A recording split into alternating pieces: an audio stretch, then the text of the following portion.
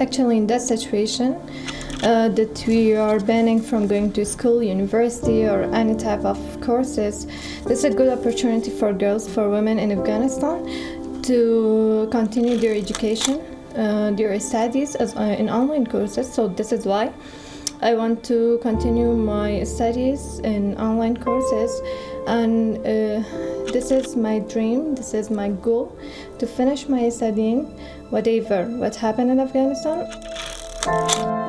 یکی از نگرانی‌هایی که من در قسمت فعالیت ما دارم، اگر روز اینترنت یا برق کلاً در افغانستان قطع شود، این کار بر ما خیلی دشوار خواهد ساخت و یکی از نگرانی‌هایی است که ما همیشه داشتیم. Hello sir, thank you. I'm doing very well. You have to risk, and absolutely we risked everything. Yes, it is risky for us.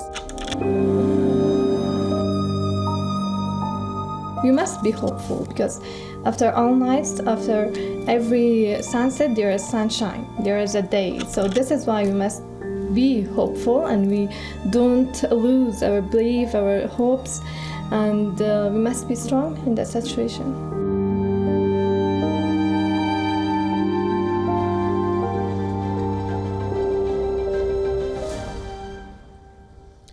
These were girls and women in Afghanistan who have now turned to online classes due to the Taliban's restrictions on their attending school and college. In the past, we've shown you how the Taliban barred girls from schools, blocked access for them to universities, and stopped most women from working.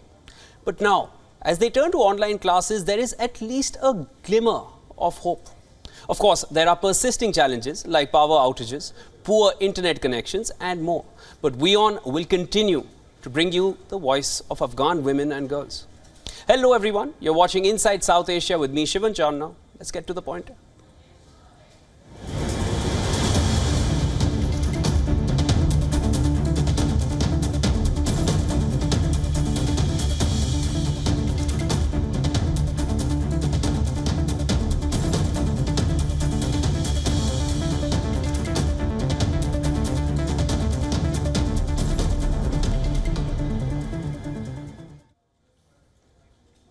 Pakistan's unending political turmoil, compounded with an economic collapse and global criticism, have given rise to a country that is split down the middle in more ways than one. From squabbling within the judiciary to critical institutions being openly insulted, there are enough signs of a rot setting in. What it signifies, perhaps, is a dangerous truth staring back at Pakistan, that when institutions lose their balance, the cart threatens to tip over. Take a look at this report.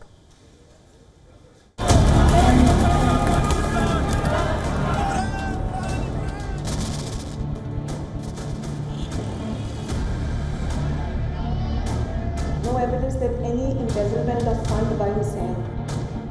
It's reached a stage where the basic pillars of a nation, divided in themselves, are openly abused and insulted. Pakistan's foundation stands split down the middle. Only mudslinging holds sway.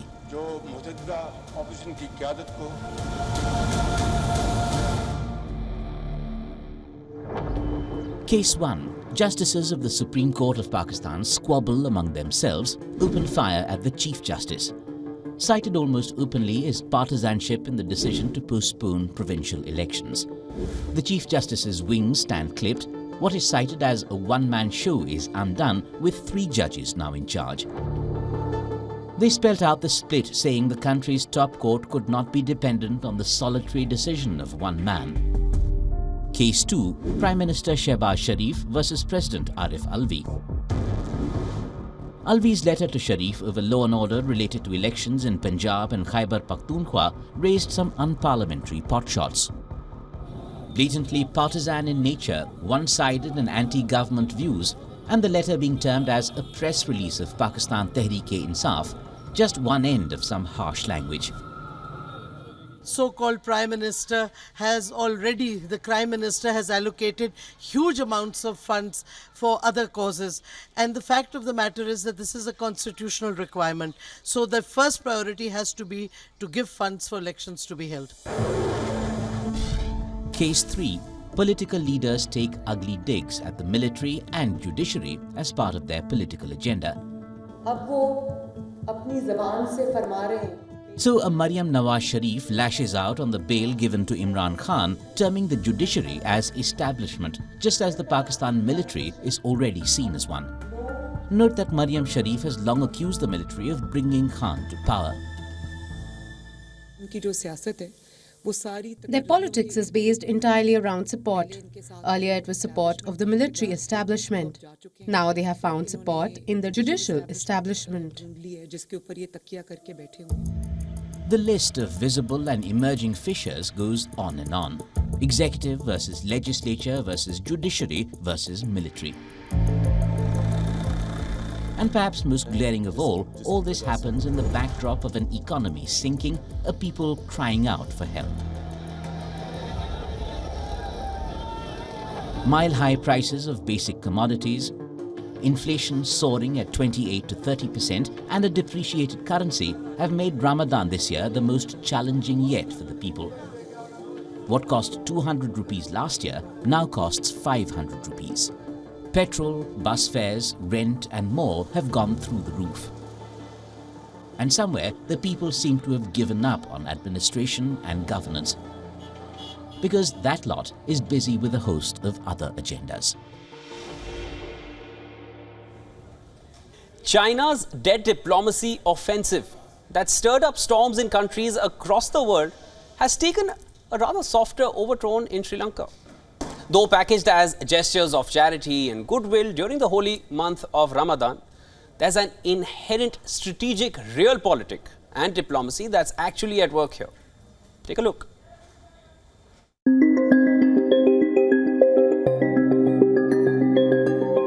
China courts influence in Sri Lanka via Buddhist clergy. In the Buddhist social-religious sense, the concept is defined as dana, or charity and donation. Thousands of packets of dry rations distributed to underprivileged families via temples and mosques. It's packaged as a gesture of goodwill during Ramadan and Sinhala and Tamil New Year festive seasons. But look closer, and the Fashion donation drive, as it's called after the Chinese Buddhist monk, takes on dimensions of geostrategy and realpolitik. No less than China's ambassador to Sri Lanka, Ki Zhenong, and Sri Lanka's foreign minister, Ali Sabri, were present for the charity event at Colombo's Jummah Mosque. And the focus was larger China-Sri Lanka relations.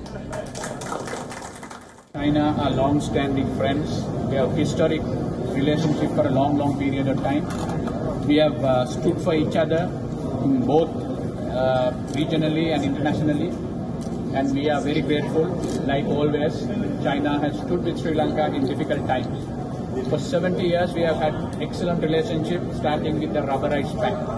So it is the solidarity which is being shown here. Now the latest project, 7 temples in China had got together and brought a lot of relief to the people of Sri Lanka. Extend the idea to soft diplomacy as a relatively recent instrument of Chinese foreign policy. It uses societal and economic distress as a favorable environment to deepen a political footprint, extending into multiple spheres over the past few months. The first batch of school uniforms came in January this year. Some 9 million meters of fabric came to several provinces over multiple batches. In mid-March, the Chinese embassy donated material for production of polysil uniforms. And now a more direct Buddhist to Buddhist diplomacy. This is not just food donation, but politics in a charitable guise. While China's long-standing ties with Sri Lanka appear to be a little frayed, especially over the last year, it appears so that China is now once again extending a helping hand to Sri Lanka in terms of donation and aid. However, Sri Lanka still awaits a solid plan in terms of how and when debt restructuring with China will take place. Post the Rajapaksa ouster, Beijing's Sri Lanka debt diplomacy plans have been in disarray. with a less compliant government in office in Colombo. This softer people outreach under the name of the ancient traveller Fashion are an effort to alter the vacuum. Another organization, the Sri Lanka China Buddhist Friendship Association, works along a similar line. Call it diplomacy by religious means. China, however, rejects this idea.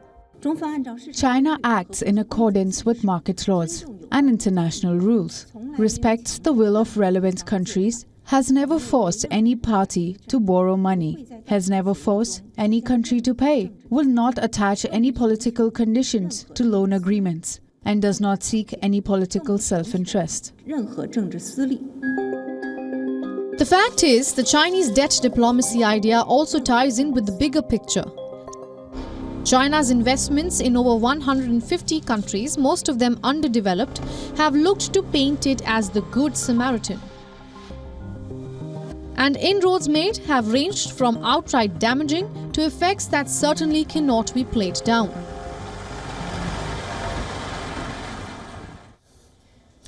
Let's shift our focus now to the skies of Nepal. If you're planning to travel there, then this is definitely for you. A Nepal airline plane almost hit an Air India flight. A major tragedy was averted as the warning systems alerted the pilots, but the big question remains. Why did this happen? What makes the skies of Nepal so dangerous? Watch this.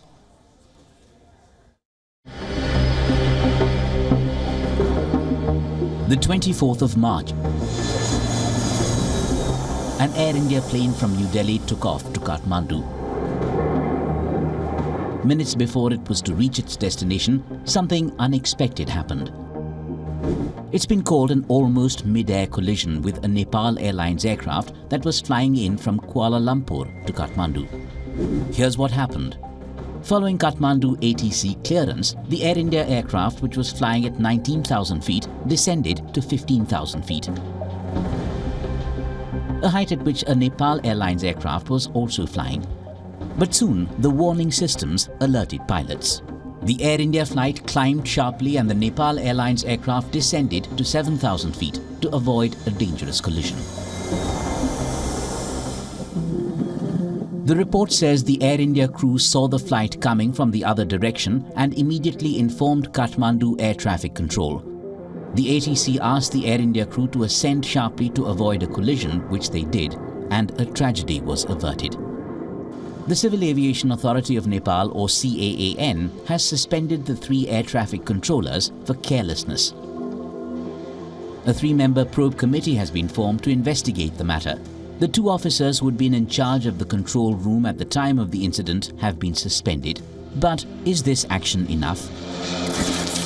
The incident comes some 2 months after a plane crash in Pokhara, which killed all 72 people on board.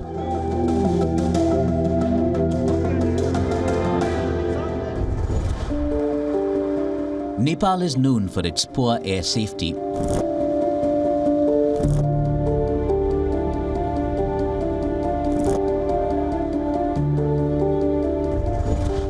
And the latest incident has put focus back on the country's mismanaged aviation sector. Remember this tweet by the co-founder of Snapdeal, Kunal Bahel. Days after Nepal's January plane accident, Bahel shared his terrifying experience when he was once traveling to Pokhara a few years ago. He took to the microblogging site and wrote, "This is really, really sad. A few years ago on my flight to Pokhara, when I told the stewardess that airflow was coming from the corner of a window while airborne, she brought a tissue paper and stuffed the crevice. I decided never to fly to Pokhara again, expecting the worst one day." This is the reality of Nepal's aviation safety standards. Apart from insufficient training on the ground and lack of maintenance, it also has a challenging topography. Some of the world's most tricky and remote landing pads are located in the Himalayan country. One such airport is this one, Tenzing Hillary Airport in eastern Nepal. The airport caters to the small town of Lukla at the foot of Mount Everest. It is ranked among the top 10 dangerous airports in the world and is titled Runway on the Roof of the World. The airport is the only passage between Kathmandu and Lukla town, with 30 flights taking off and landing here every day. The Lukla airport is considered the starting point for treks towards Mount Everest base camp. At a time when Nepal is looking to revive its tourism sector post-COVID-19 restrictions, the big question remains, why is the country not able to make its skies safer? It's high time the government of Nepal takes strict action to clean up its aviation safety mess.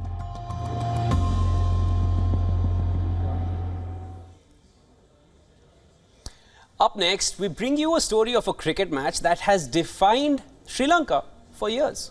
It's called the Battle of the Blues, and the annual game was held in March.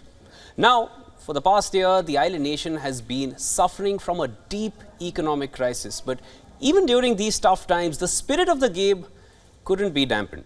Our correspondent Dasuni Athoda gets us this special report and tells us why this battle matters so much for Sri Lankans. A 25,000 plus audience. A visit by the President of Sri Lanka, no less. This, after all, is the second oldest uninterrupted cricket series in the sport. They call it the Battle of the Blues. It's the annual cricket match between Royal College Colombo and St. Thomas College, Mount Lavinia. This is the 144th staging of the match. Actually, it's no longer a match. It is a part of Sri Lanka's social fabric. We are at the Battle of the Blues, popularly known as the Royal Colombian Cricket Encounter, which is happening for its 144th uninterrupted cricketing year. The Sinhalese Sports Club in Colombo has been hosting the Battle of the Blues since 1994. Played over 3 days, the 144th edition of this match was a celebration in more ways than one. The COVID-19 pandemic had forced this game to be played behind closed doors for the last 2 years. The restrictions were lifted this year, and alumni, casual fans and even prominent cricketers turned up to savour this unique festival of cricket. The Royal Colombian is something very special to me. I've been watching the game since the 1980s and I've enjoyed every single match so far for several decades. The Royal Colombian is not only an event between two schools, it's part and parcel of the culture of this country. The first match which was played in 1880 and now we are playing the 144th game. This is, until the COVID came, it was the longest cricket match which was played without a disruption. To understand this match's unique place in Sri Lankan society, one must go back to 1880. The Royal College was set up in 1835 and is known as the Eton of Sri Lanka. Following the model of the British public schools, the school has produced distinguished alumni who have played this match, including Junius Jayawardene, Ranjan Madugale and current international Kusal Pereira. St. Thomas was set up by an Eton old boy, and that has sparked off a rivalry that draws instant comparisons with Eton and Harrow, the iconic English public schools. Prominent alumni include Sri Lanka's first Prime Minister D.S. Senanaike, after whom the trophy for this match has been named, former captain Duleep Mendes and Jeevan Mendes. It's not just the cricket and the rivalry that's iconic. The tents that spring up around the stadium during the annual match draw their names from the sport of equestrian. It's a place to catch up, reminisce about old times and also cheer the boys in the middle. The Royals earned the bragging rights with a 180-run win, giving them a 36th accolade, one more than their bitter rivals. While the world's second oldest cricketing encounter ends in favour of Royal College Colombo, the tradition and the continuedness, along with the uninterrupted nature of this cricket match, is sure to continue for generations to come. A rivalry with no hate, just pure competition. That's a battle worth watching in a stadium, isn't it? That's all from Inside South Asia this week. But before we go, we leave you with some glimpses of Asia's largest tulip garden in Srinagar. The garden attracted over 100,000 visitors in just a week, and with good reason. These visuals can send anyone swooning. Take a look, and I'll see you again next week on Inside South Asia. I'm Shivan Chandna.